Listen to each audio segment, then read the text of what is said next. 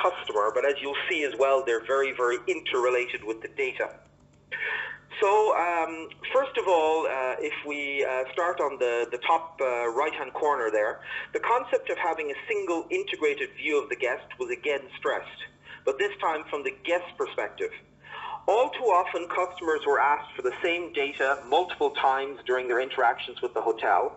despite the fact that they're often frequent customers or members of the loyalty program, and despite the fact that we often have these data elements stored somewhere else within the hotel systems, and we're supposed to be providing them with personalized service. So developing a single, and the phrase that was used, almost Apple-like view of the guest, one that allows us to identify them across any distribution channel and at each and every point of sale and point of customer interaction, will become vitally important, not just for marketing purposes like we often talk about, but increasingly for customer service and day-to-day operations. Now, obviously this ties in deeply with many of the data-orientated issues identified a few minutes ago, as unless we can consistently identify each customer, none of the data analytic techniques and the predictive analytics and so on will work correctly. It will also facilitate the work of another technology identified, the potential customer profiler. Here the idea was that by better understanding the needs and satisfaction levels of current customers, hotels should be able to better identify new additional customers that could be a match for their services. This would allow them, for example, to better target online marketing efforts, as well as to better utilize social media marketing efforts, such as, for example, Facebook audiences. Thus, having a better understanding of who their customers are and who potentially might be an additional customer,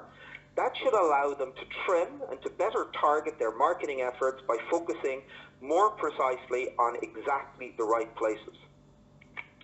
The question then arises of how to reach out to these customers. While technologies such as email marketing might have worked in the past, think tank participants stressed the need to move with the times and with consumer behavior, and to, maybe not instead, but in addition, place much more emphasis on messaging as a communications mechanism, both during the selling process and whilst the customer is on the actual property.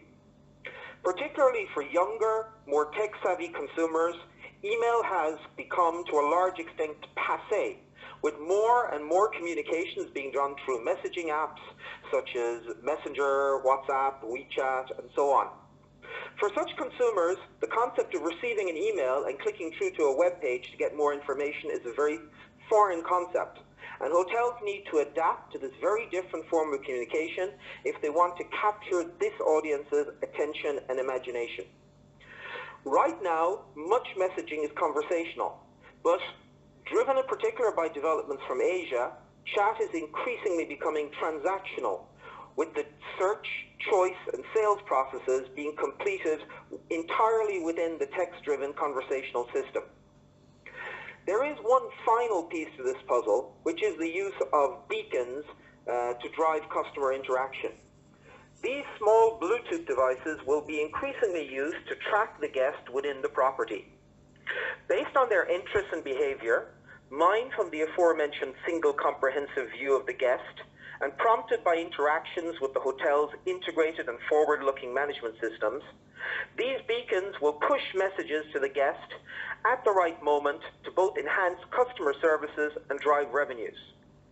For example, knowing that the guest likes to do yoga every morning, the system might alert the guest to a 6 a.m. class by the swimming pool, but the alert would only be given to them when they return to their room the night before, in effect putting the right message in front of the right guest at the right time to help maximize